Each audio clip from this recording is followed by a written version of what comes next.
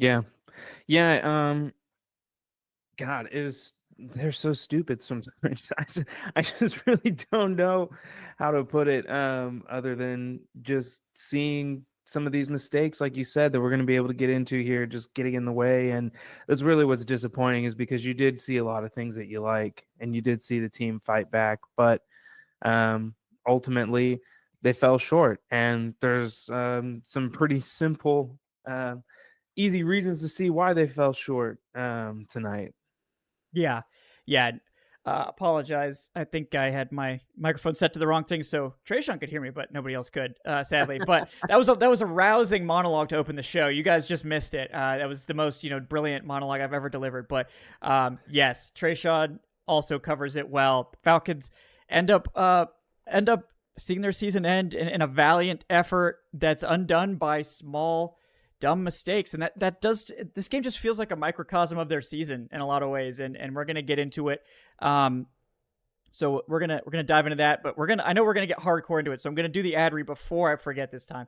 Shout out to Bet Online for sponsoring today's episode, folks. Bet Online continues to be the world's most trusted betting platform and your number one source for online betting. From the earliest odds to in-game live betting options, Bet Online provides you with all the action and the ability to bet on the games while they're going on.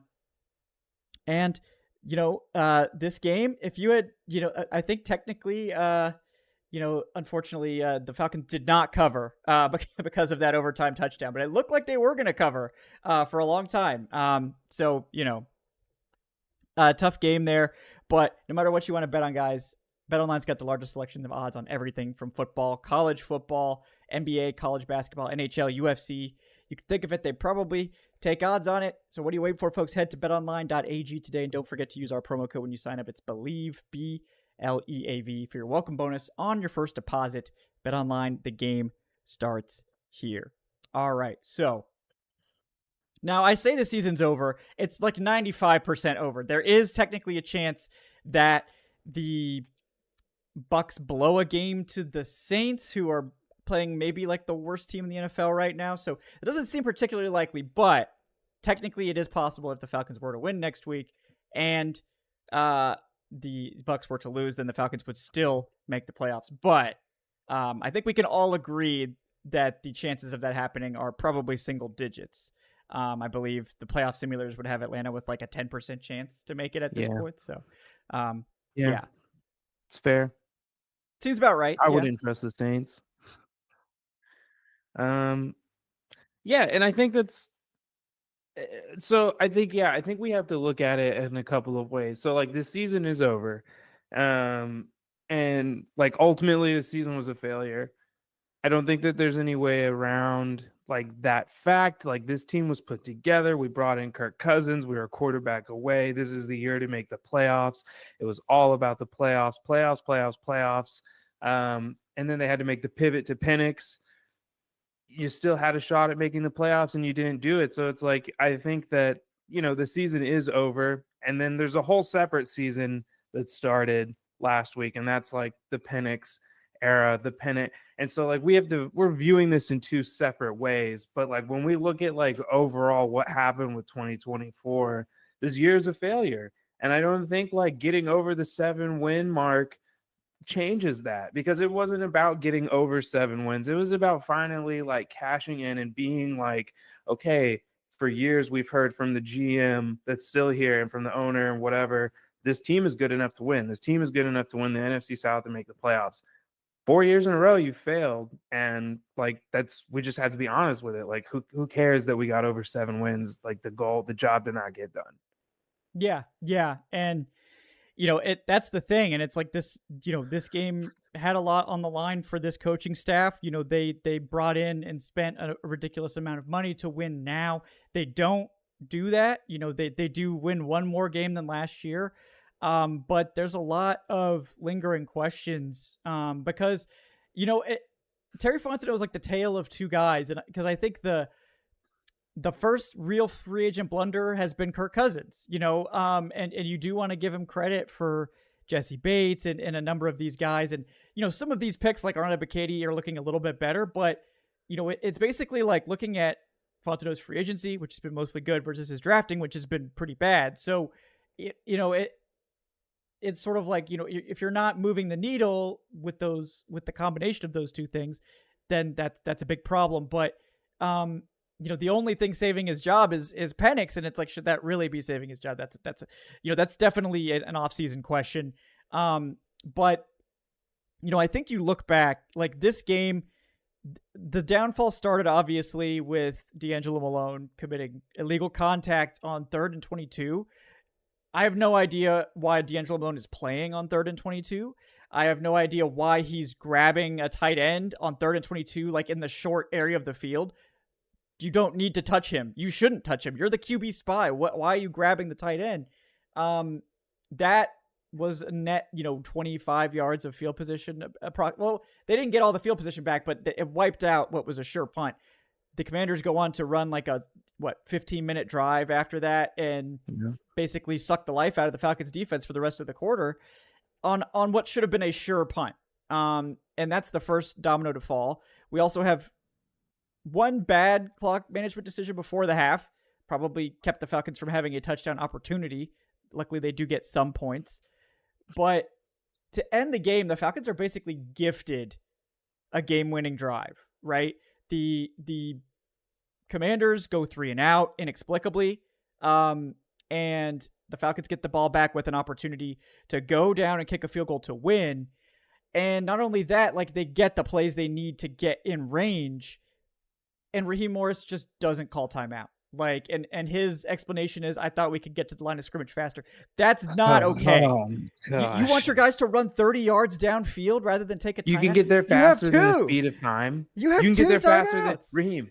You can freeze time. Guess what? You just got there faster than if you would have ran. If you would have ran, you would have lost seconds. Like, there's no way that's a if it was like a 5-yard gain, absolutely you just run your hurry up and whatever. But that probably, I mean, I don't know if Riley Patterson could have made a 50-yarder, but like, maybe he could have. He did it last week, right? At least that kick was accurate. Unfortunately, it was like 6 yards short at least of the field goal marker. But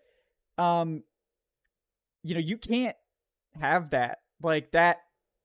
Those 18 seconds were 2 to 3 plays to get you an easy field goal to win the game. And instead, you just commit the worst type of error, which is a completely unforced error. And you did it twice in the game. You did it twice on the same play, showing that nobody talked about it. Like, nobody talked about it or talked about how we shouldn't do that again at halftime. They just like brushed it off. Like, man, we've got all these guys that we've hired because Raheem's not the smartest guy in the room, which I'm down with that. That's great. No one on the coaching staff, like to your point, Kevin, that wasn't the big talking point going into the half. And you know why it wasn't? Is because he talked himself into it to being right.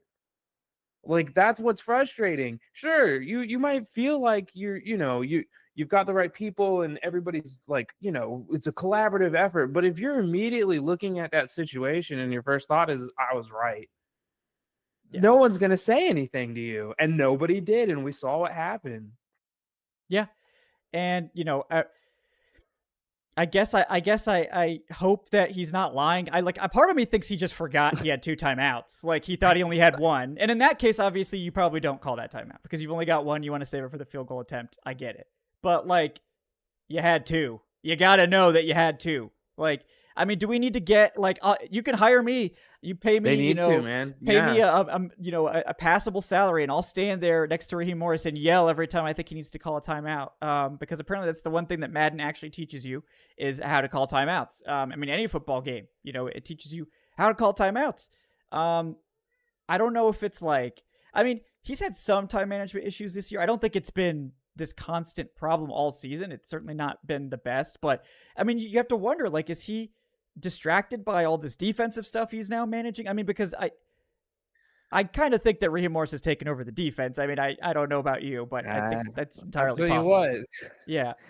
It seemed like it, but then there were some moments. I look at the D'Angelo Malone stuff, and I'm like, that looks like Jimmy Lake. Did Jimmy get the keys to the car again this weekend? Like, did the report come out? We don't want to make our buddy look bad, so we gave him back some control because, again, what are we doing with him on the field? on critical downs and situations. It just doesn't. It just doesn't add up, and it seems like more of this where we've seen it before, where it's like we got to prove how right we are and how smart we are for not giving up on these guys that have failed 90 times out of 100, but because they gave us 10 good reps, we got to talk them up into being something they're not, and we're going to put them in situations that aren't good for the team. We saw D'Angelo Malone line up as an inside linebacker tonight. Man, they're like really reading my tweets from like 2 years ago where I was like, oh, you know, maybe he should play it. I didn't mean right now with no reps. Well, that's not what I meant. Why are we doing this today? This is a playoff game. This is a pseudo playoff game. Would you have given D'Angelo Malone playoff reps? Like that is like the process of what I'm trying to like figure out, that this is what they had to treat this game like. It's win or go home. It was either you lead the team into the playoffs or the Buccaneers take your spot. And with the season on the line, you're giving D'Angelo Malone multiple reps. It just doesn't make any sense. It just seems like you're just trying to do this the most like on God tier difficulty, Dark Souls level. I don't know, man. I just don't understand a staff that wants to make life as hard as possible for themselves. And they're just like at every turn, that's just what this staff seems to like be enamored with, is proving to everybody that they can do everything just their way, their very specific, difficult way. Yeah, it's a frustrating game. You know, the Falcons just, I mean, the lack of linebacker like off-ball ability is pretty clear. Like these linebackers all look pretty good moving forward, but if they have to take one step back, they become awful. Goodness gracious. And you know, D. Alford has. This is the end, I think, for D. Alford. I love D. Alford. It's such a great story. I think we've enjoyed having him here in Atlanta. You know, but he just can't tackle. Like he just won't. I don't know. And in coverage, he just gets absolutely roasted by anyone, including Olamide Zaccheaus, who just Zach Ertz turned. I mean, we had two guys just turn back the clock on him tonight. Yeah, it was insane. Yeah. So we you know, slot is unfortunately a big problem area now. You know, I think you see what you have in Natrone Brooks next week, obviously. And then, you know, you have to go from there, but just, yeah, I mean, to see this team like fight, and to see it undone by two people, like D'Angelo Malone penalty and two just baffling clock management decisions by Raheem Morris.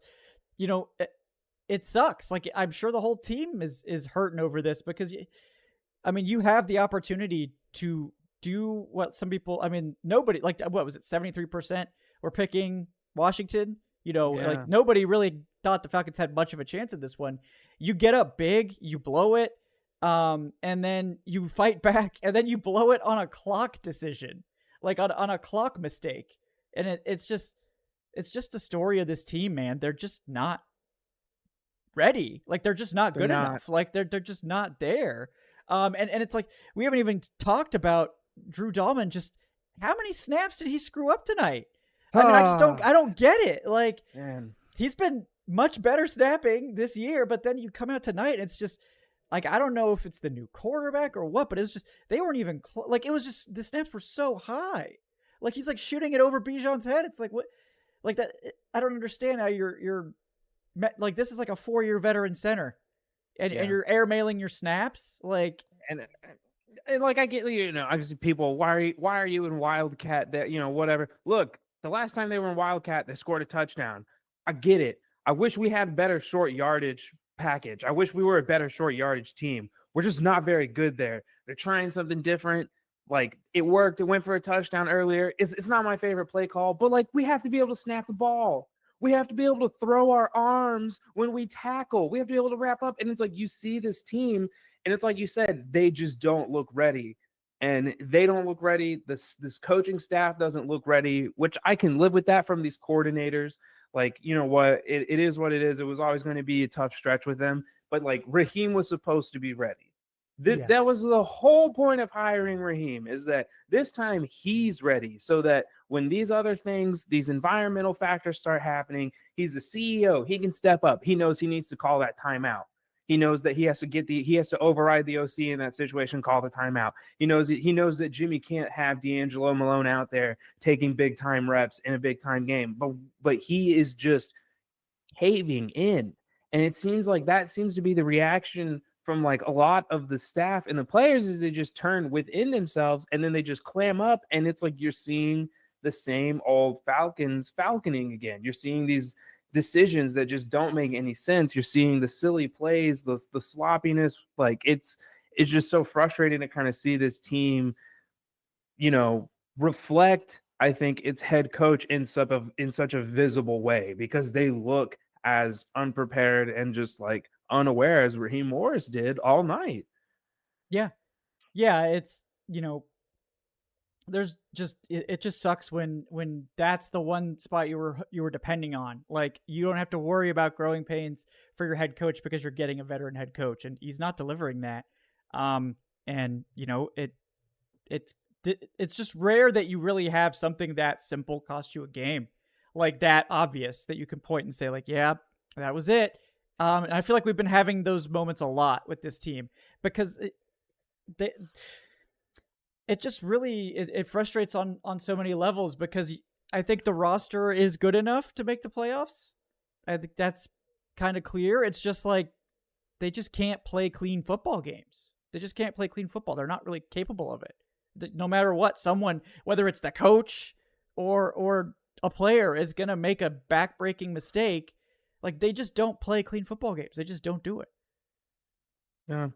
And we've pointed it out all year. Like you said, it's just like, this is who they've always been. This team has been just as likely, if not more likely, to get in their own way, be the reason that a drive either stops or continues, than an actual team just out executing them, than the other team just winning the play. We've seen this team time and time again let their opponent off the hook and make the job easier for them. And it's like, at one point tonight, it was like the Falcons only had like 3 penalties for 15 yards, but it was like all 3 of those penalties came in a third down situation or a second down situation that then either made the next down a long down in distance and difficult to get, or it ended up giving the offense another chance, like the D'Angelo Malone play.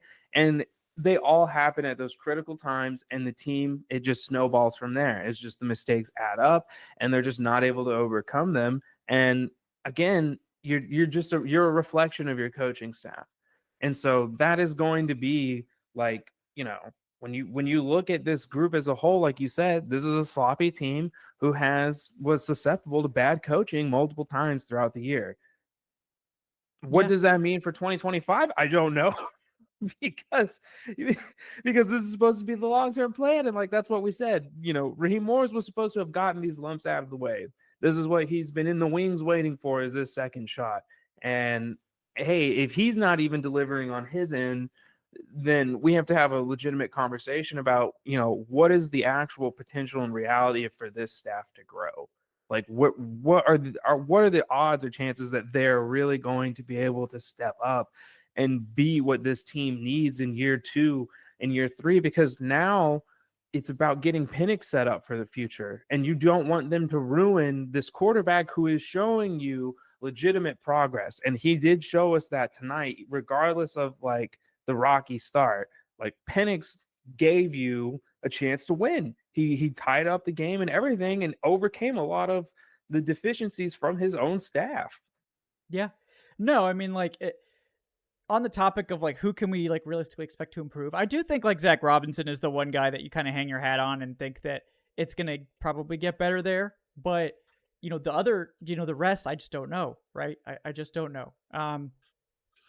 But let me let's get to some of these donations. Thank you guys so much for donating. Appreciate you. We got Adrian Russ with the $2. Says Morse was the reason we were in and lost this game. Reportedly, he's been more involved in the defensive play calling, but his clock management cost us big. At least we have potential in Penix. He looked good. Yeah. Yeah. I mean, Penix did look good. And that is one takeaway.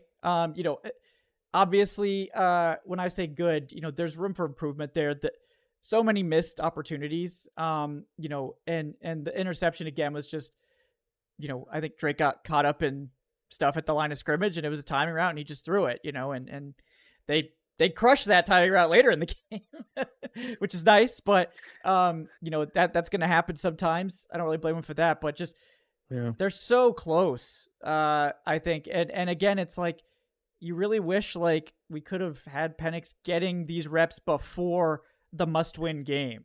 Like that's the other side of the coin. Is like it would be nice like if he didn't have to get and build this chemistry with his receivers like in the last like when he has like a week to go before he has to win a must-win like playoff like game essentially, having thrown to these guys for like 2 weeks. It's just it sucks. This is why we said this is why we said like everybody last week people were still like, oh, you wanted his first game to be on the road against the Raiders. Yes, I did. Yeah. Like, yes, it's the Raiders. Like, first of all, we all saw the Giants perform today how they did, which is why you should never take this whole whatever opponent you're playing thing, try to be overly strategic about it because it's the NFL. But yes, this is why we wanted Penix to get reps earlier. Reps matter. Like, you have all of these wide open pass plays, these deep shots, and like it is just going to take time. It is going to take chemistry. Like, but you could have just got this process going earlier, and it just again goes back to the staff, the decision, like just everything from the top down. Process of this season, how it's all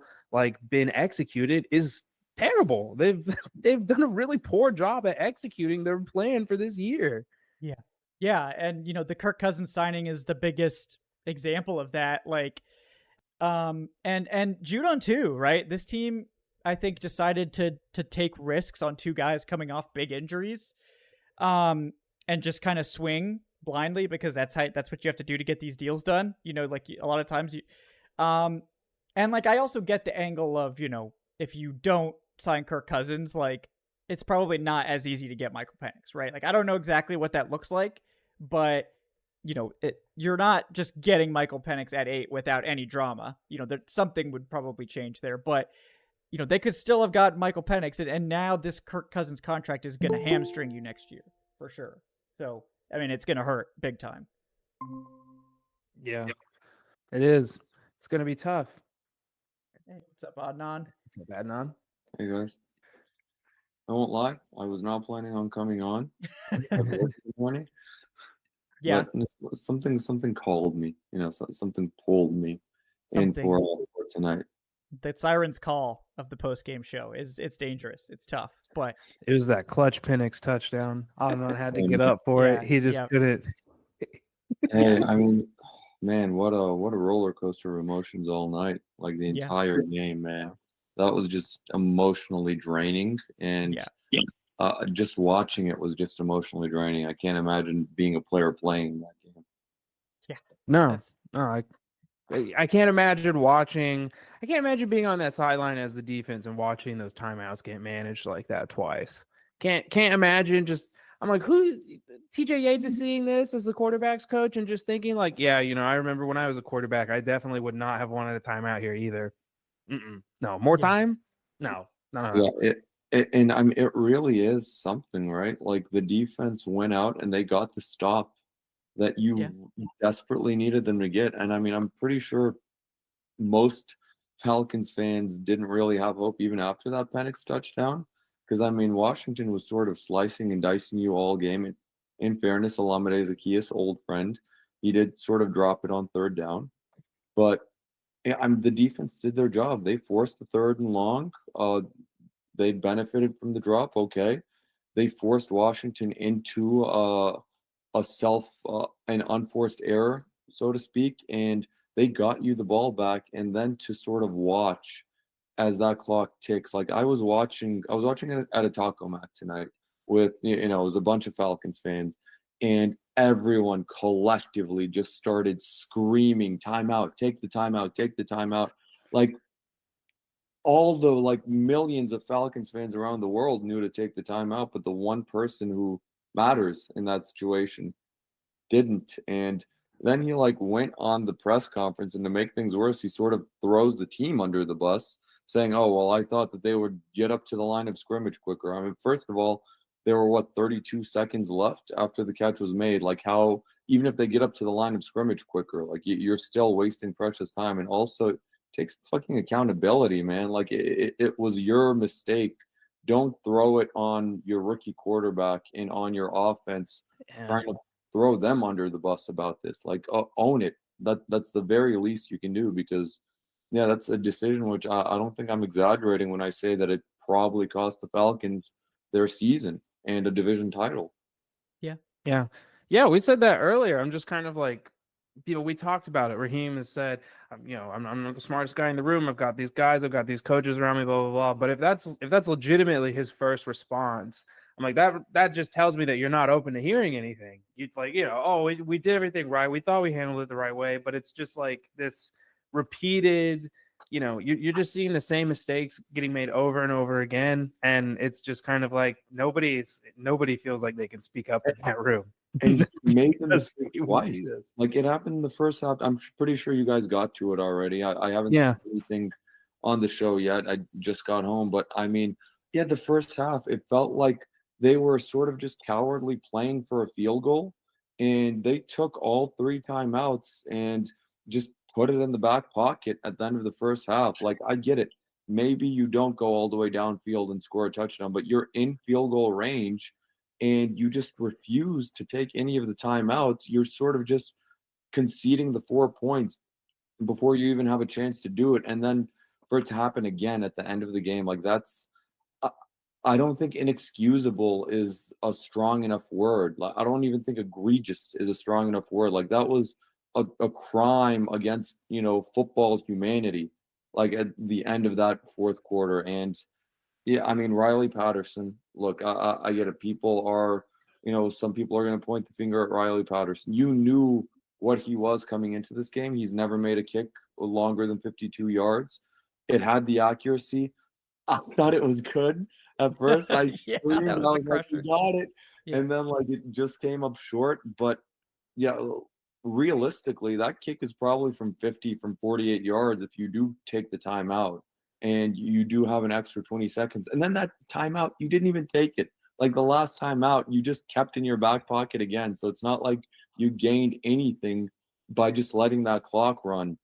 And yeah, the coin toss was thrown, and after Washington got the ball, I think we all sort of knew that, Oh yeah. this game is over. Yeah, very ominous turn of events there. And yeah, I mean, it hurts to see Michael Penix like lead the game-winning drive and then lead another game-winning drive and have it blown by your head coach, who's supposed to be the one holding it together, the one with all the experience, the one that you brought in. He lets the team down, and then he doesn't take any accountability for it either. It's just, that's not good. That's not good at all. His handling of that in the press conference is a big red flag. Keep getting through some of these donations. Thank you guys so much. We've got AJ Evans with the $2 says, remember guys, Raheem isn't here to win football games. He's here for the vibes. Players love him. He got outcoached by Arthur Smith and now Dan Quinn. D'Angelo Malone and T. Alford can go to Siberia. Yeah, well, it's going to take him a while to get there. We still got one more game. We got Easy with the $10. Thank you, Easy. He says, Raheem will never own his poor clock management and will be satisfied with that 9-8 season and no playoffs. Yeah, that does seem like that's likely to be the case now. We got Adrian with the $2. Thank you, Adrian. Says, also, I feel like that was a no-call foul on Malone. Looked like a standard reroute to me. I don't really know. Now we get to move on to the long-dreaded draft takes. Who should the Falcons prioritize in the draft and free agency to make Atlanta better? Also, Raheem, call a timeout. Yes, Adrian, I will mention the draft and free agency a little bit. We'll talk about that at the end of the show. I just don't want to mess up the flow of what we're doing now, but I definitely will touch on that before we sign off tonight. We got Adrian Russ, maybe 2 different Adrians, I'm not sure. With the $2 again, says, I like Raheem. This would probably never happen, but I would rather the team let go of Lake, replace him with Jim, with Raheem as DC, and then get Zach Robinson to be the head coach. Yeah, they won't do that. But yeah, they're going to make the same mistake they did with Kyle Shanahan. They keep Raheem because they're like, oh, we can't. Next year when the Falcons probably do make the playoffs and the offense looks great, they'll probably let Zach Robinson walk to keep Raheem Morris, because Raheem Morris will take credit, but we'll all really know who did it, and it was Zach Robinson. So same thing in Detroit. They're going to have that same issue with Ben Johnson and Dan Campbell, but glass houses, right? We can't really exactly. franchises at this point.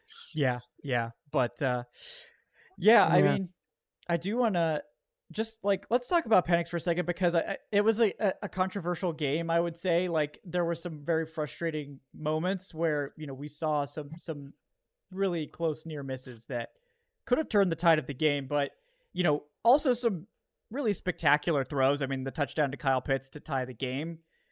One of the best that was a layered throw between multiple defenders right in the breadbasket. And Kyle Pitts makes a great catch too. Like I know he's been criticized for not being able to hold on to the ball. He held onto the ball there. It's a great catch. And he just if he could just dial it back a little bit on some of these deep shots, and again, that's just chemistry. That's just deep ball chemistry. It just takes time. I mean, he could have had 3-4 touchdowns. I mean, Bijan was wide open for one. Drake London was open in the back of the end zone. There's like a Darrell Hodge opportunity as well. A lot of misses, but at the end of the day, that's just what you have to deal with. Like if you're not gonna play your quarterback, then this is what you're gonna have to deal with if you insert him late in the season, because he's gonna have to learn on the job, and that's exactly what we're seeing. Is Jaden Daniels has had all season to prepare for this game, and he looked really prepared, and he did a great job. He ran all over the Falcons defense. It was embarrassing. And Michael Penix also played a good game, but the chemistry isn't there with his receivers. And it's going to take time to build that. Yeah. And I would one game, like if they had benched Kirk for the Raiders game and Penix had played one more game, would that have made the difference? I don't know. Probably not. But it would have been more valuable experience for this guy. Couldn't have hurt, I don't think. So I mean, I'll say yes. I definitely think more reps would have been better. We don't need to let them off the hook. Yeah, he definitely it would have been better. The more opportunities he has to throw to these guys, I think that's why we saw we haven't even talked about how Ray McLeod was just not a part of the offense for the first 1.5, 2 quarters. But I think that's why we saw more Hodge tonight, because that's one of the players that Penix would have been throwing to more than some of the other receivers we have. And he looked great. Like you're saying, I think, we saw a lot of really good things out of it, but it's just disappointing because that these opportunities definitely could have been cashed in sooner. And just hearing the story leak about, the Falcons didn't believe actually that Kirk could physically do, there's so many things that have coming out around this whole situation now where it's if they didn't physically believe that this guy had the goods, when did that start? How long are we how long are we waiting until we don't physically believe this guy can play, but we're going to keep him out there? And it's just good teams, regardless of whether they have wins and losses, people that have the right guys running the ship, they don't have stories and things like this creeping out going on around the team. And we have become one of those teams now where it's you feel that there is a gas leak in the locker room because there's just all this information flowing out about how things aren't being run right and aren't going right. Yeah, I lived through it with the Hawks 2 years ago. I'm very close to the Atlanta Hawks too. And 2-3 years ago, I remember it was after the conference finals run. And after they had traded for DeJounte Murray, that season, nothing was going right. And it seemed like every other day there was a new exclusive story coming out of the front office and the locker room. It's what's going on? Who's leaking this shit? It's a sign of a dysfunctional franchise. And I mean, luckily the Hawks have gotten much better at it. Now we're living through it with the Falcons. Shout out to the Braves who never let anything leak, and that says something about the organization. But yeah, I mean, with Raheem Morris in general, he as a coach doesn't believe in reps, in game reps. Michael Penix didn't even play in the preseason. You play that one drive in the preseason, and it's something where I kept losing my mind over it all preseason, talking about, if we're not going to see Penix until next year, ideally, why aren't you at least giving him his live game reps during these exhibition games? I promise you, every single player will tell you that it is not the same in practice versus in a live game setting, even if it is the preseason. And I mean, we look back on it, and I guess now is the time to reminisce. Maybe the team wins that Steelers game if they are, more in rhythm, and if the starters do actually play throughout the preseason. And I mean, that game would have been a difference at this point. That Saints game would have been a difference at this point where Younghoe Koo misses all those kicks. That Chargers game would have been a difference at this point where, Kirk Cousins had that game that he had, and then Younghoe Koo missed another kick. And I mean, it's just now a shame because now you're looking back on where everything sort of went wrong, and you're like, had this one thing gone right, it would have gone your way. But that's just the NFL. Everything is within the margins, and the margins are so thin. And because the margins are so thin, you can't afford to have these moments where you just sort of shoot yourself in the foot, the way that Raheem Morris shot the team in the foot tonight. You can't have these moments where you shoot yourself in the foot on 3rd and long where D'Angelo Malone commits that illegal contact penalty. And I mean, I get it. It's arguable. Was that a soft call? Was it not a soft call? Sure, it may have been a soft call, but you can't put yourself in a position on 3rd and a mile where you even give the referees a chance to make that call against you. Because even if the Falcons don't get a sack there, like the Commanders weren't going to get that first down, the Falcons had all momentum in that moment. And then after that, Washington goes on this 7-8 minute drive. They cap it off with a touchdown, 3 and out. And you have a gas defense coming out the very next play. D'Angelo Malone, this show would have predominantly, I think, been about him if not for what we saw at the end of that 4th quarter. But it's just it's so frustrating because had the Falcons come out tonight and just gotten their asses kicked by Washington all up and down the field, I would have accepted that better than what we saw out there, because we really should have won this game. Like, there was no excuse not to win this game, especially after that first half. But, you didn't, and you didn't because of your own stupid, unforced errors. And here we are sitting in a spot where, while not mathematically eliminated, you're all but eliminated. The Saints aren't beating the Buccaneers. Like, there's no need to even hold on to that delusion. The Saints right now are an egregiously bad football team with all of their injuries. And even if they were healthy, I doubt that they would give Tampa much of a challenge next week. It's an incredibly disappointing season. Even if you beat Carolina and you finish above 500, we came into this year expecting 10, 11 wins. It was the lightest schedule in the NFL. You got some real breaks early on in the season. I get it. The Chiefs game happened, whatever, but you had the Eagles game was gifted to you by Saquon Barkley dropping that pass. The Saints game was gifted to you by that terrible mistake by Adebo on that pass interference, and then the 58-yard field goal by Younghoe Koo. Both the Bucs games were gifted to you by very poor moments from the officials. The missed Bucky Irving face mask in the Atlanta game, and then the Kyle Pitts dropping the ball and it not being called in the game in Tampa Bay. And you just couldn't even capitalize on any of it.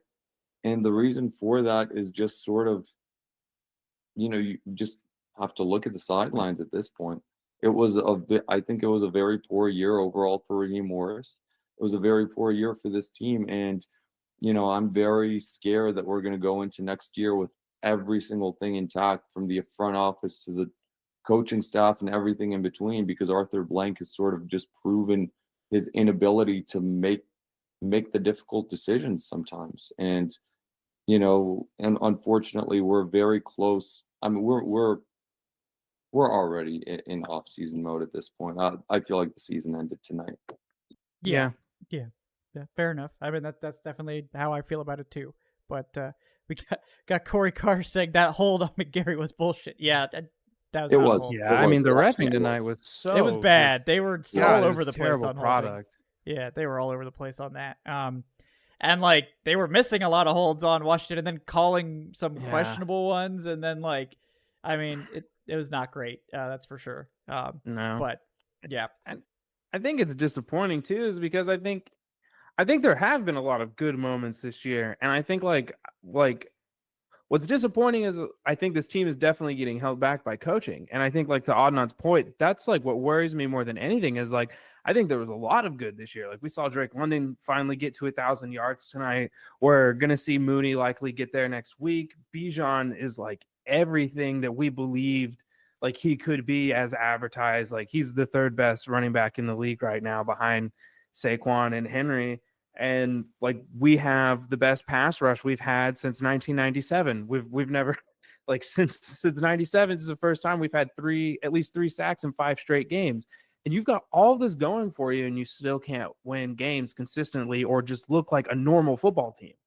And like that's what's worrisome and like really leads me to believe that like there's a big coaching issue with this football team because they're getting performances from players. They've got pieces. Like it's still the same issue in that like it's just a more chaotic version of like what Arthur Smith was doing. With Smith, it was so bland and it was this slow death. You know, you're barely putting up 17 points. Everything just kind of feels like everything is just a heavyweight boxing match. This is like the complete opposite.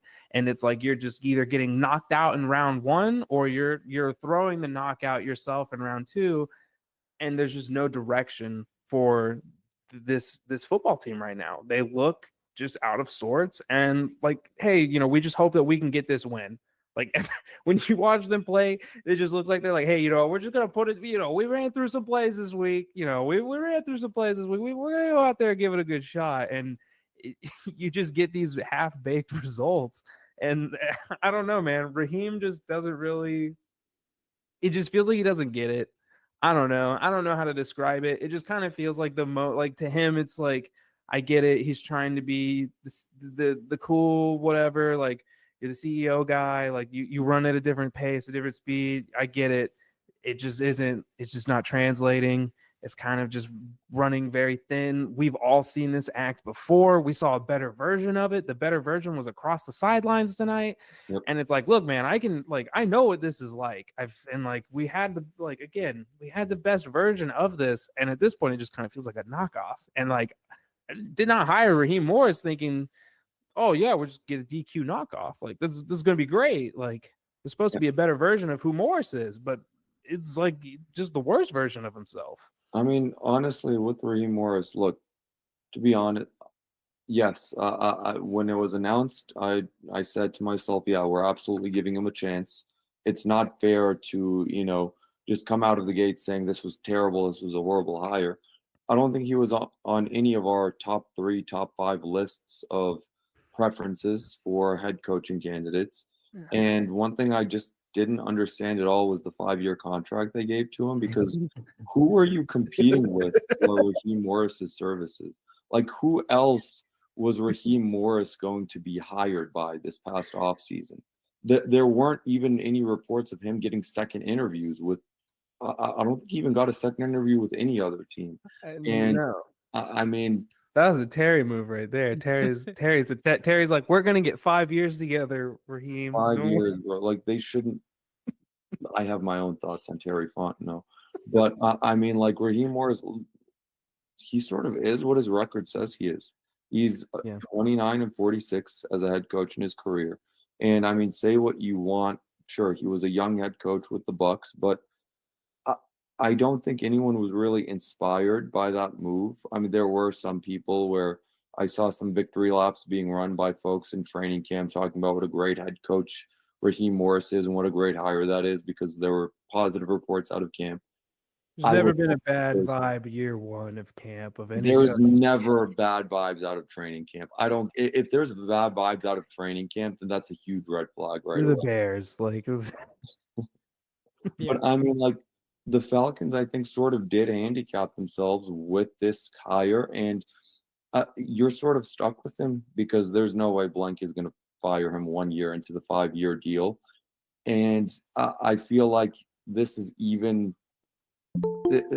sort of maybe even a little bit of a Game of Thrones move from Terry Fontenot as well, because they got Rich McKay out of there, which, you know, that's not a bad thing. That was a very good thing. But you know, I'm pretty sure Fontenot himself is also sort of hoping that, you know, he's going to get a reprieve for this season as well, because him and Raheem Morris are a package deal. But I don't like anything I've seen so far. Like, so far, I don't like, personally, I think Terry Fontenot should not be the GM of this team next year or going into this offseason.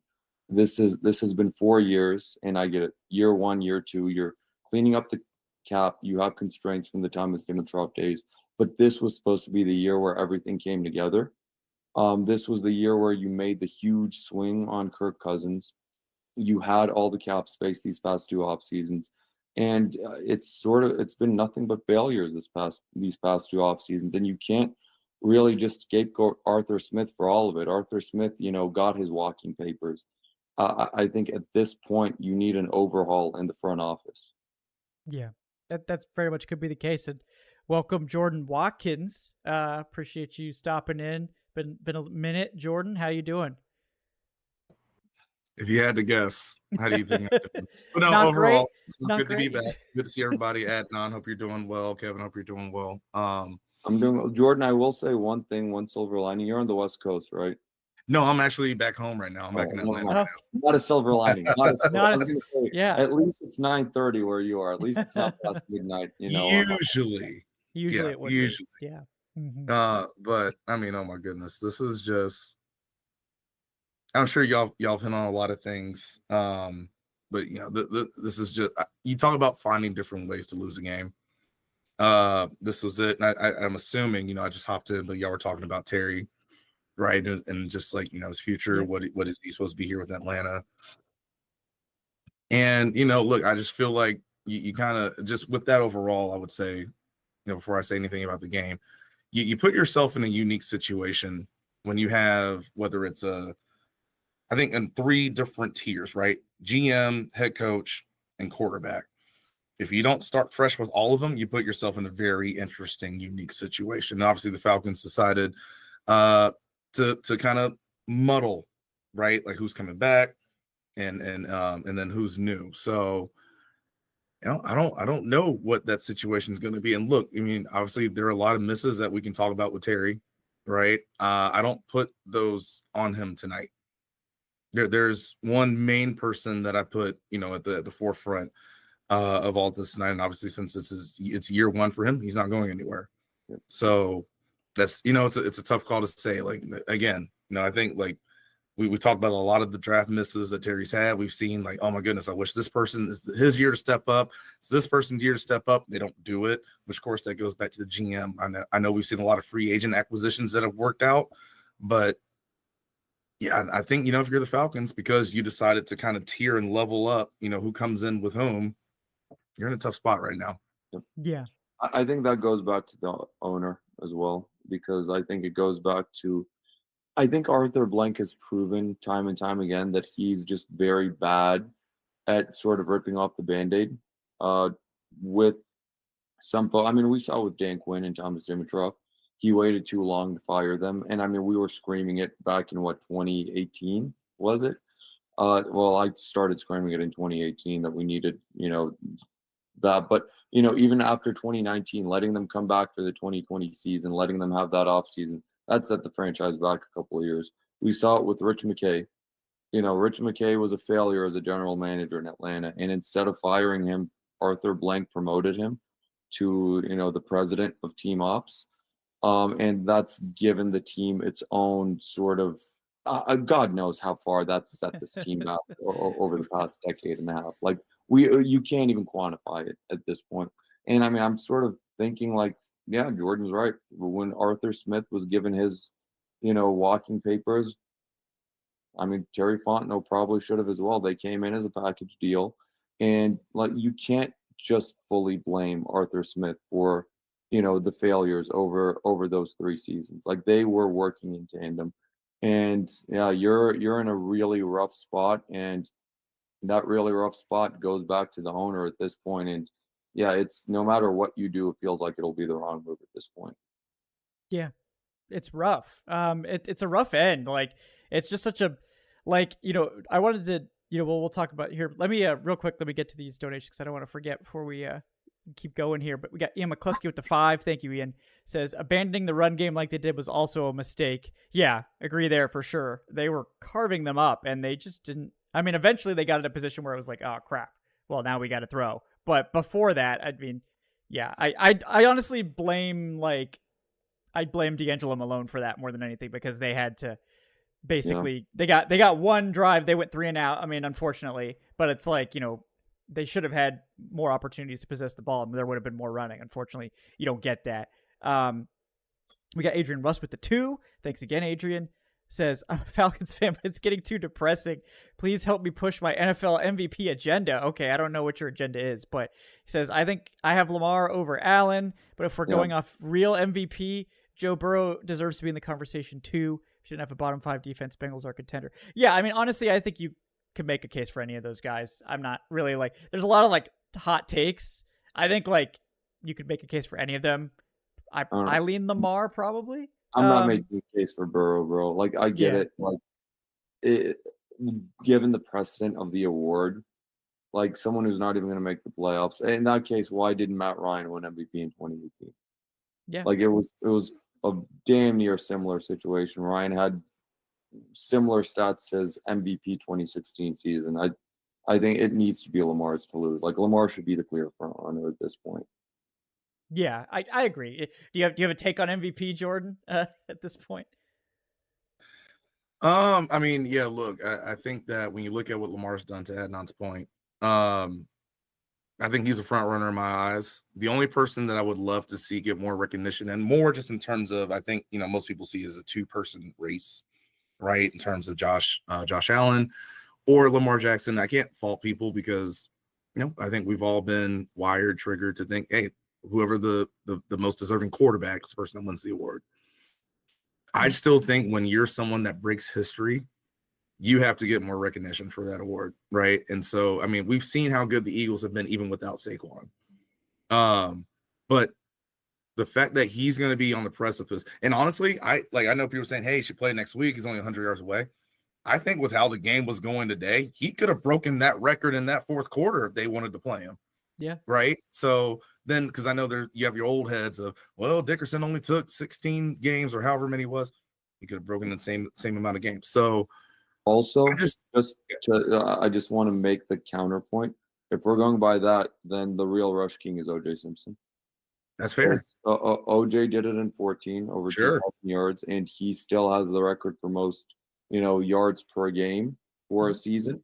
And one of those, I know, OJ Simpson, and it's not really a name, or that spawns positive vibes, but I don't buy the whole 16 game, 17 game. Like, it's the people who broke the records in 16 games put asterisks on their names because they didn't do it in 14.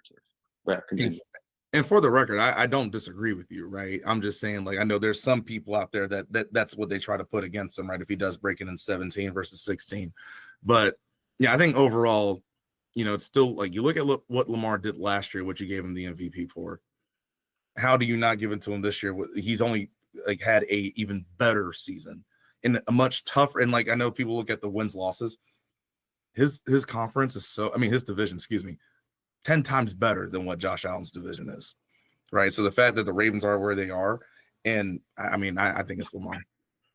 Yeah, that's fair enough. That's kind of where I'm leaning as well. But I am with you that Saquon deserves a legitimate shout. Yeah.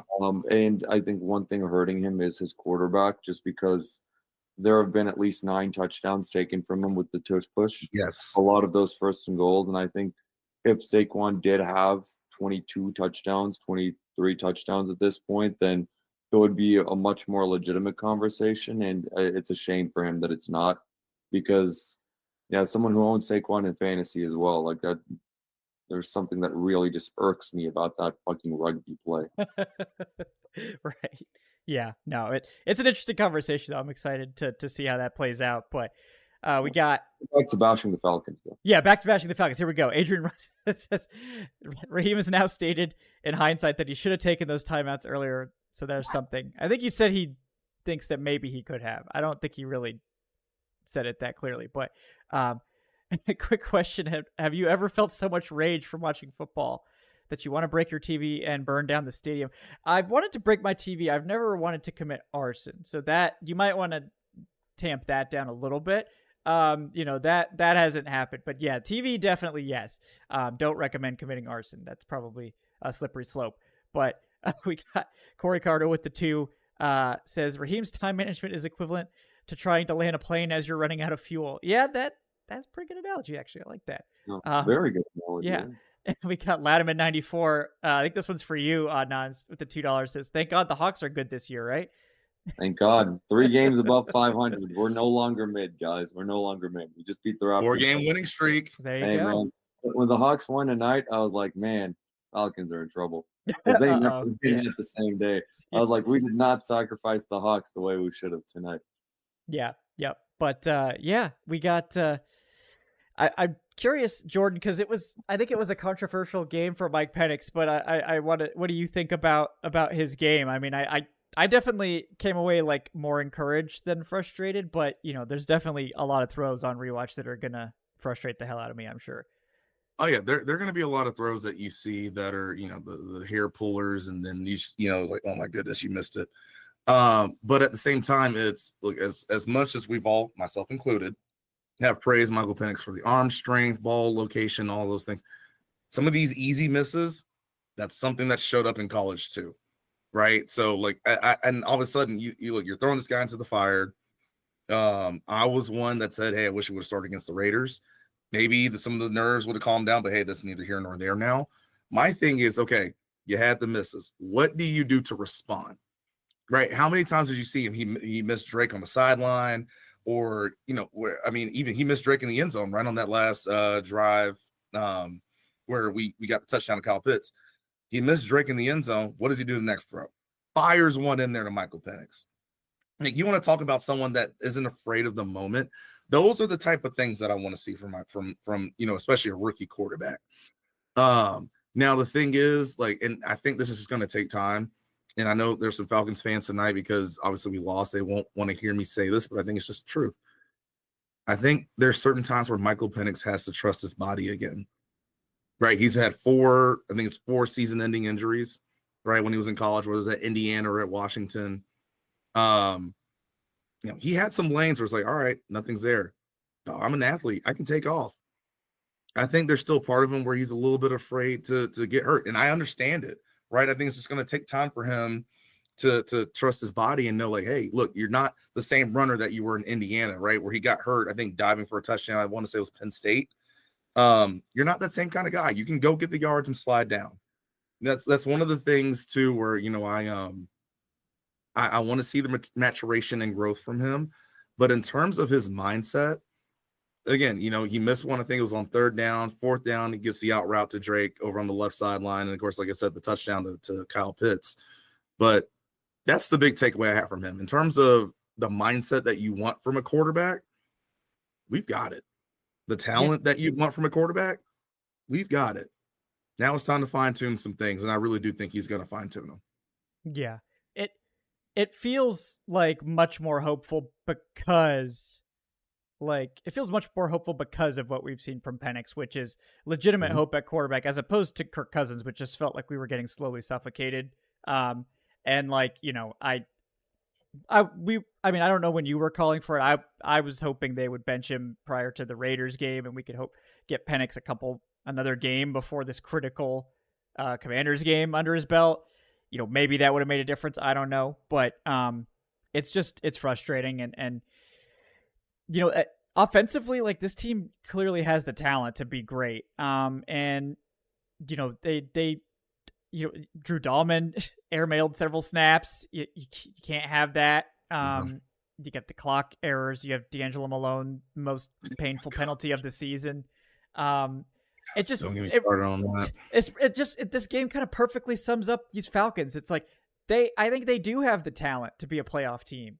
They have some spots where they desperately need help, like slot corner. I don't know what happened to D. Alford, but unfortunately that is no longer all night. And it's well, been the all thing season. too is I'll say this as well.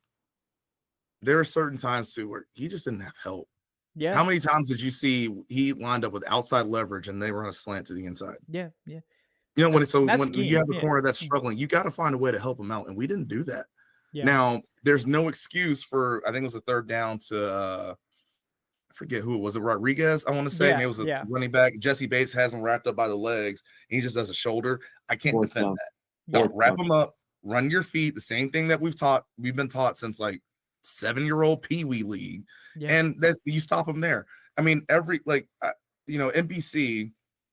they did this thing, right? They talked all about, look how long the drives are that the Commanders have had here in the second half.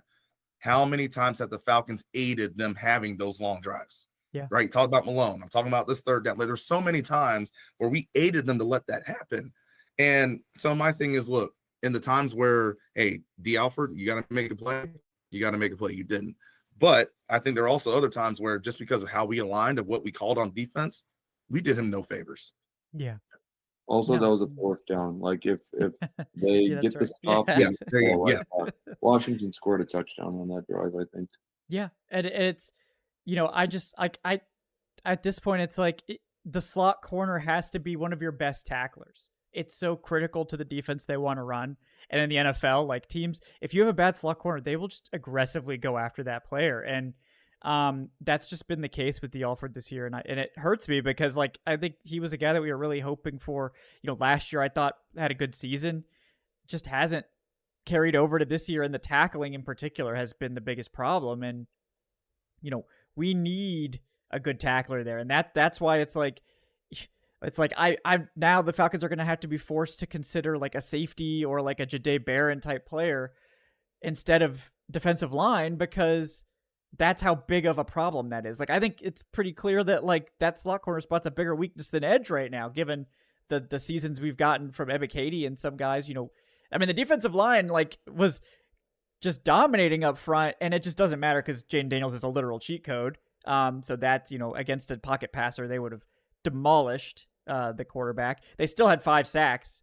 So it's like that's just it's a huge liability. So that's something you got to get fixed. So there's my draft take. Jahdae Barron is a name we should watch. He's just so damn good. He could play safety or corner. Really be that kind of missing piece on the inside, because we saw Terrell today. Like, I mean, maybe the best game of his career. I mean, he shut down McLaurin. There was nothing there, and it screwed my dynasty team. But like, man, it was impressive. I wish you would have wrapped up Rodriguez on that touchdown run. That would have been nice. That, he played a great game. Yeah, that would have been nice. He had that one play where he just had perfect leverage against McLaurin on that deep throw, like down the sideline near the pylon, where he just sort of caught up to him, turned his body, turned his hips, and it was just like, all right, this could not have been covered any better. Like, this was perfect. Yeah. So, that just sucks. And it's just a painful way to see the season end. But it's like, if this team can't get their mistakes under control, like, it doesn't matter how much talent you have. Like, if you're mistake prone, you're never going to live up to your ceiling. I think this team's ceiling, I think we correctly called this team, like in the preseason when we were talking about 10 wins, 9 wins, 11 wins. They're absolutely in that range, and they really should have like 10 or 11 wins. Like that they should.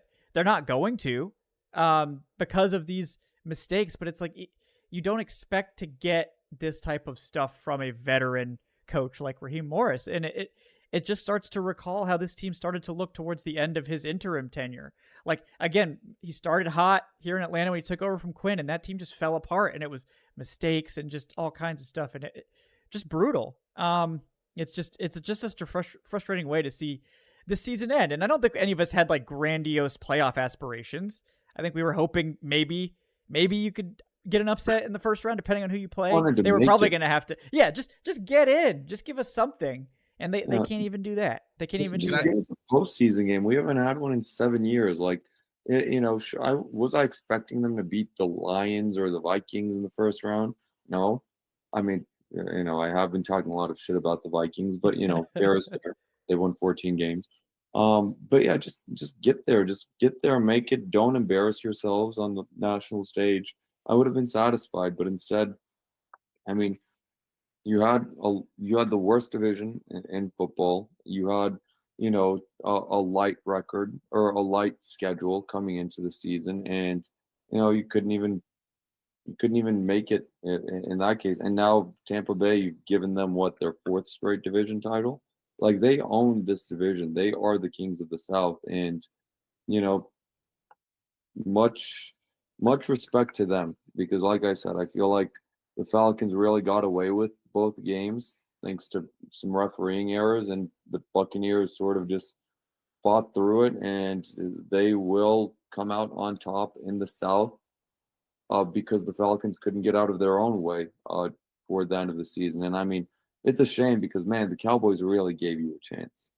Like the Cowboys on Sunday night, they gave you your destiny in your own hands again, and you know, you had to sort of prove that you deserve to be there by winning these last 2 games, and you just couldn't do it. Yeah. Can I just say two things real quick about that? So first and foremost, with Raheem Morris, first off, whenever I was in meeting rooms, right, there's one phrase that always, no matter what meeting room it was, the one saying always resonated: "You are what you put on tape," right? Raheem Morris, in terms of clock management and decision making, he is what he puts on tape. Like this isn't this tonight, right? Whether it's the end of the first half, the end of the game, this is nothing new. And again, like Adnan, you talked about it, right? Like, and Kevin, I think you did too. The end of his interim stance. Don't you see? There's similarities there. What game was it earlier this year where we got a offsides? I think it was on a punt. I was like, all right, cool. We're gonna put the offense on the field, and instead of actually being aggressive, you try to get someone to jump again. You take the delay of game. You put the punt team back out. This is nothing new. He's consistent. He's very consistent, which is why it's so frustrating. Where so many people, I felt like they had all the excuses out there for him, right? Of, oh, well, this team was bad. Oh, he was in a terrible situation in Tampa Bay, and he was an interim in Atlanta. All these things are true. I get that. But there are certain things within the game. Talent doesn't make you decide how many timeouts you call or don't. Your feel of a game does. That doesn't change with who's on the field or who isn't on the field. And so, like, I'm as upset as I was of him not calling that timeout after that Mooney catch in the fourth quarter. I shouldn't have been surprised. He showed his face the end of the first half. Yeah. Right? Letting that go all the way down to the 2-minute warning. Yeah. It's the same thing. What were you afraid of? Your defense was actually playing pretty well. So what are at you that afraid point, of? yeah, exactly. And it's like exactly. Like, so what are you afraid of? No, it's baffling. Yeah. It's ridiculous. And so, the second thing that I want to say, look, I'm not giving Tampa Bay any credit. The reason why they didn't take anything. How many times are we going to give them this division? A lot. And not even just we've done it. We did it last year. How many times are we going to give them this division? We gave it to them. We tried to give it to them after we lost to New Orleans. All those missed kicks and some of the terrible decision making there. We gave it to them after the Chargers game. I mean, how many times do you want to give someone a division or an opportunity to make something happen before you're going to be surprised? Like, oh my gosh, they actually took it. How many times are you going to give it to them? So no, I don't give them credit. I really don't. They're a decent team at best. Yeah. So congratulations. You gave a decent team. You left the door open for them, and now here they are. They took advantage of it. Like, if you want to give them credit for that, congrats. Yeah. There's nobody that deserves more blame for the Falcons not winning the NFC South than the Atlanta Falcons. Yeah. Nobody. It's 100% on them. It's all in front of them. You were 6-3 and you fell 6-7 before you won your next game. Like, I mean, that just sums it up. And obviously it's tough because Kirk just decided to have I don't know if he had a mental break or what, but like, he just decided to stop playing smart football at a certain point. And that was in addition to the physical limitations, which we all could see. He started out the season making good decisions, sometimes, most of the time, and then just gradually made worse and worse and worse decisions. And then it was like, I said this after the Vikings game, because we all knew they weren't going to bench him before the Vikings game. I mean, it would have been nice, but they weren't going to do it. Like, this is the time when you need your head coach to take bold action, to be the guy that you want to see, that the guy that's going to make the tough call to save your season. And like, I think people might have thought like, oh, do you think they need Penix to win the Raiders game? No, but like, Penix is your future. He's your future right now. He's been your future ever since you drafted him. Like, it's like we were trying to coddle Kirk Cousins and pray that Kirk Cousins would have a good game against the Raiders so we could start him some more. Like, what was the upside of that play?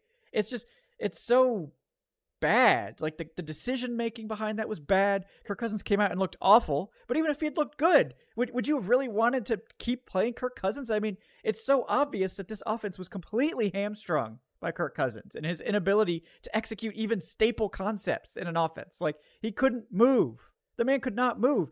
And he wasn't throwing the ball well, and he was making bad decisions. Why? Like, it's just, that's just again, it's like the bad decision making and the bad management. It wasn't just this game. This game was just the latest and most poignant example of the coaching staff and the player evaluation letting the team down and letting the talent down.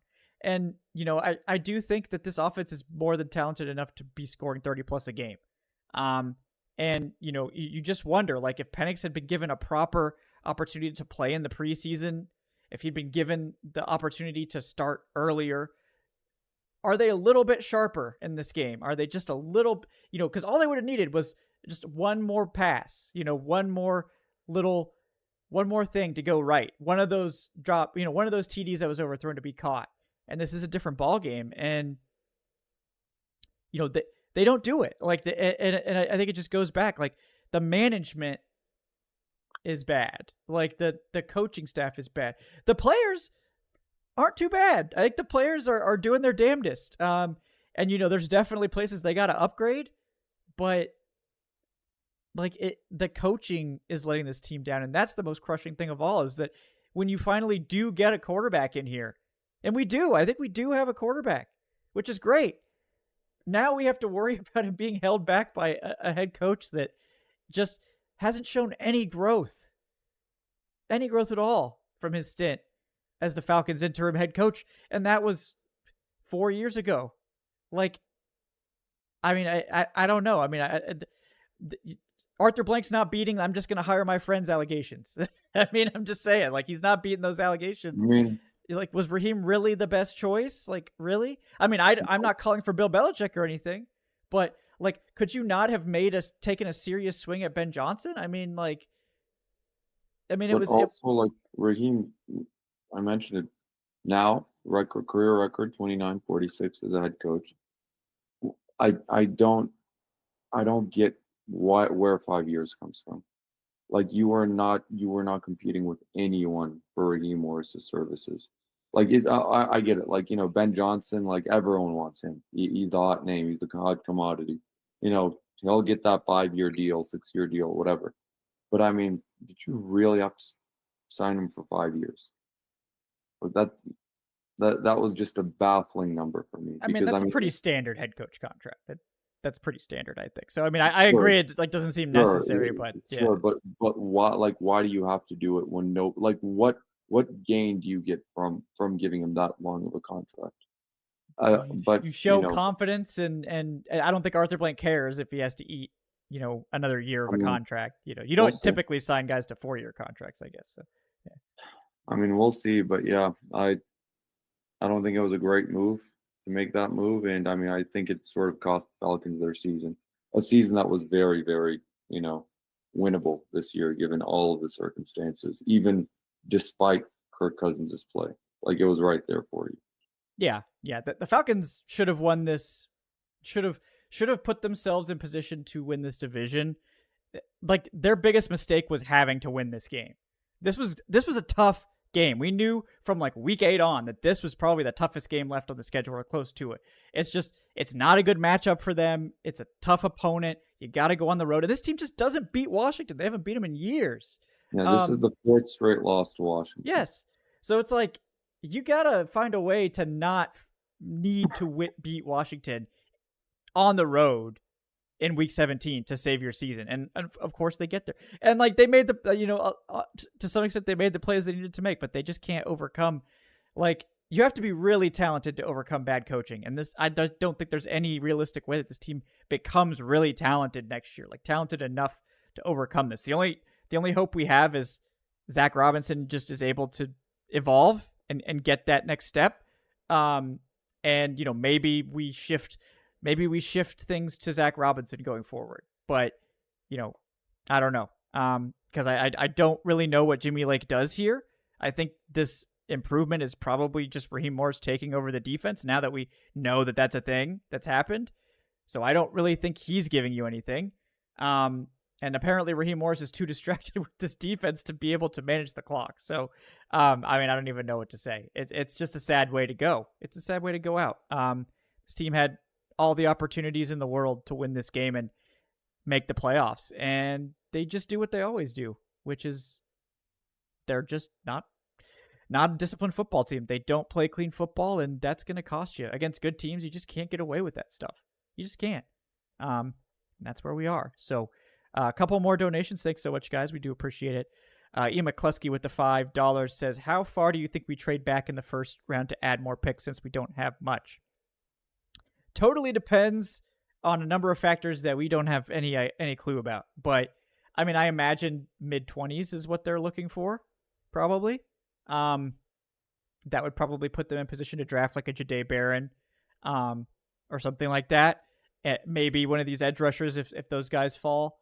They need a linebacker too. I mean,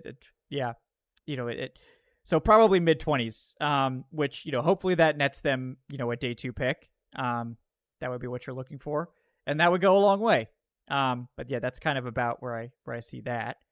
Sour Pickle says real truth.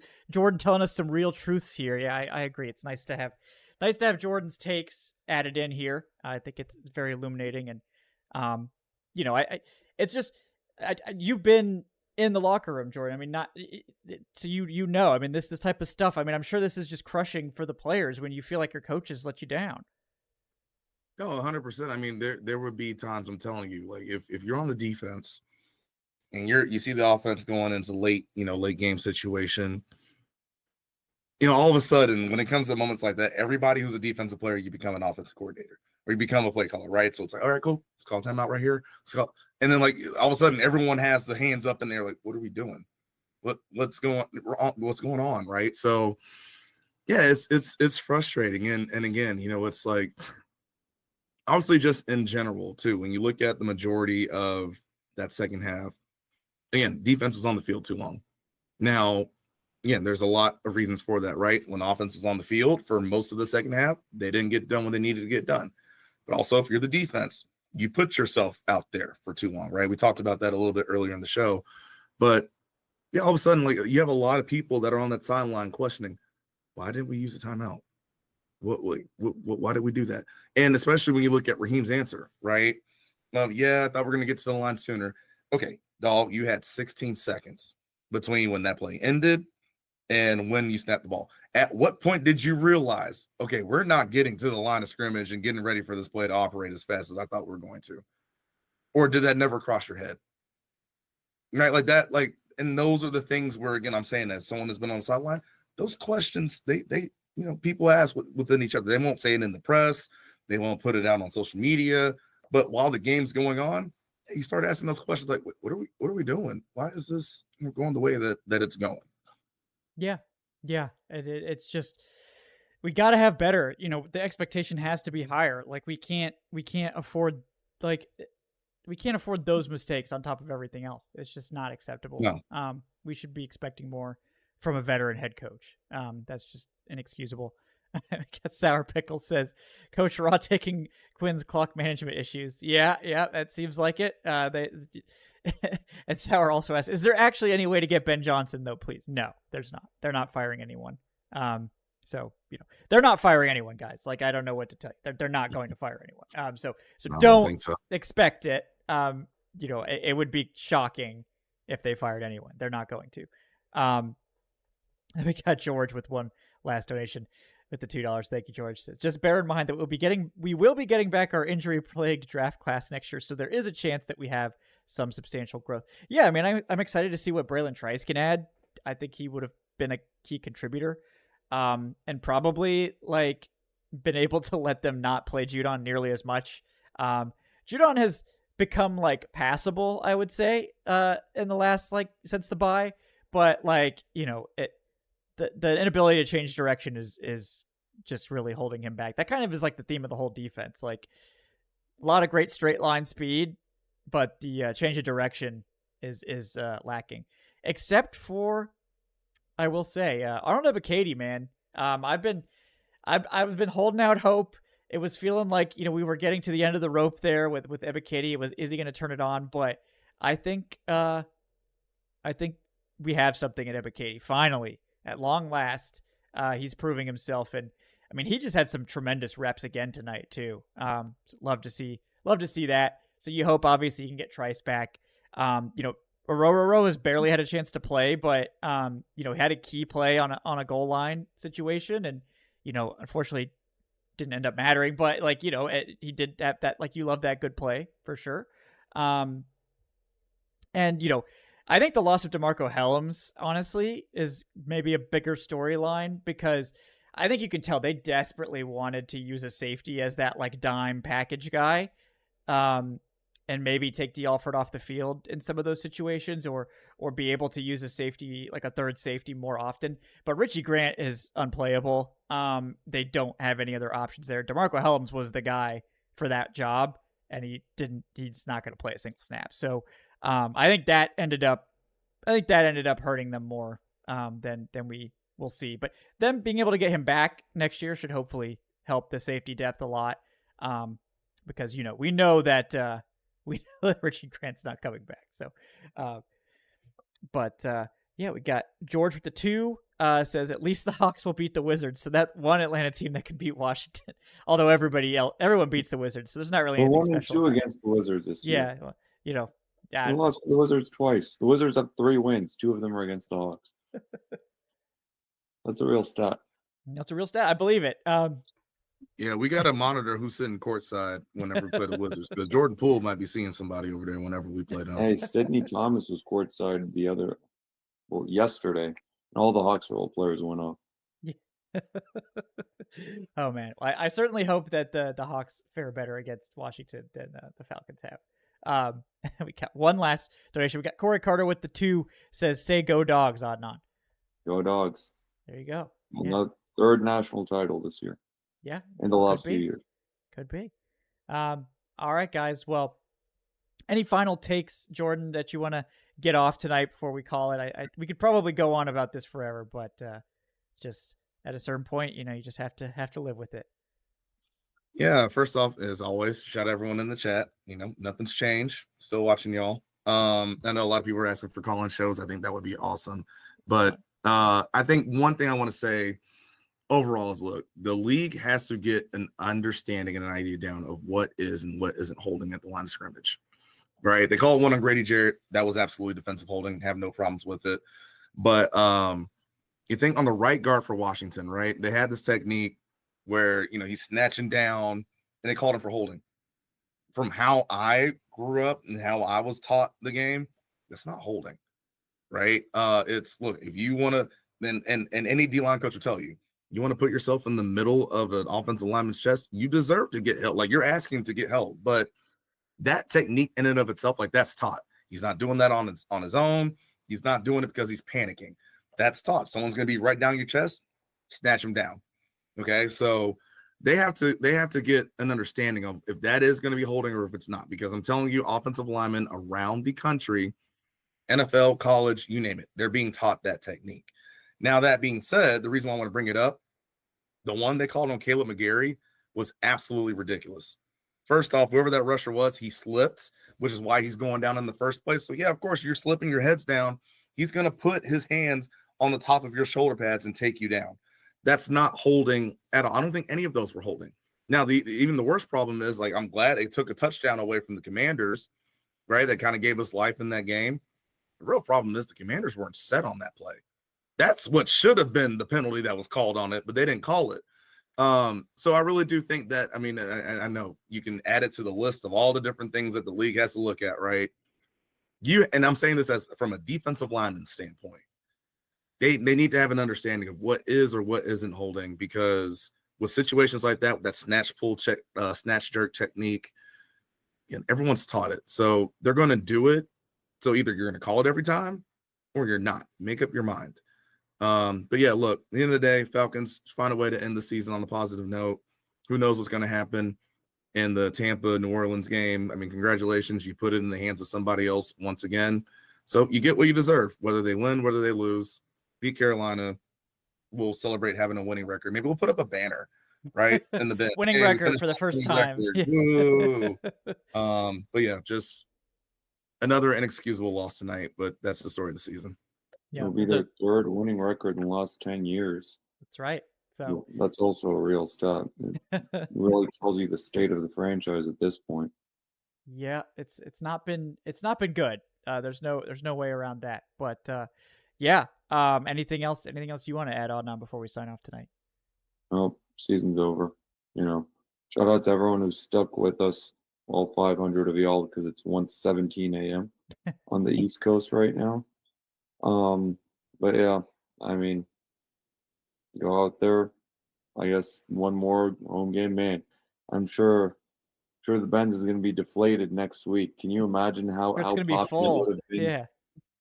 Can you imagine how it would have been had you completed this game tonight? But yeah, it's shot yourself in the foot, and I mean, either way, like even if Tampa sort of by some miracle, the Saints win that game and you get it, like, let's be honest, this team doesn't really deserve to win this division.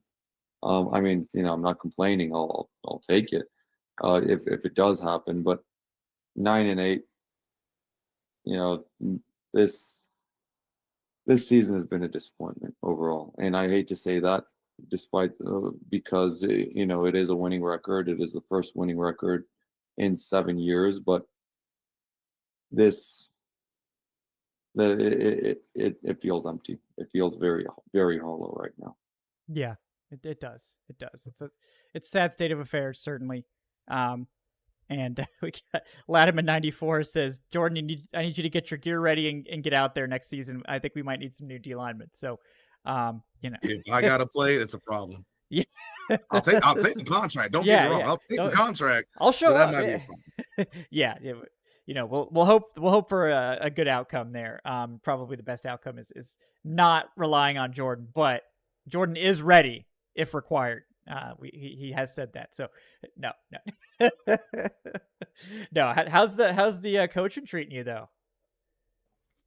Listen, man, I know, like, for all the people, I see everyone saying go Dogs. Obviously, it'd be dope to see them get it done this year for the home state. But all I'll say is, without getting into the details, this transfer portal stuff is crazy. Yeah, it is absolutely crazy, and I'll leave it at that. But no, I love it. I'm happy to be back in my own school. We're gonna keep working, grinding, so we can hopefully get to this level and the stage one day. But yeah, this portal's a lot of work, man. Yeah, it seems like the Wild West right now, which is fun for fans to look at, but from a team management perspective, total chaos. So we'll have to see how that develops. I imagine there'll be a lot of changes as the years go on, but right now it's a total free for all, and it's interesting to say the least. I'm glad the players are getting paid. Happy for that. Happy to see guys get the bag. But very chaotic. Very chaotic. We have Crimson Huntsman celebrating his 12 months of being a channel member. Thank you, Crimson. Says Bertrand looked good tonight. Yeah, no, it was nice to see. I think Bertrand still got a ways to go, but that was a great pass rush. Gets knocked down, doesn't quit on the play, keeps going. These linebackers, when they move forward, they look so good. If they have to go any other direction, it looks a lot worse, unfortunately. But at least they can go one direction really, really well. But yeah, this team just so desperately needs Troy Anderson, and unfortunately at this point, his career has been consumed by injuries. So we'll have to hope that changes. But as of right now, it's not looking too great, which is a shame because he has had so much potential and really wasn't injured in college.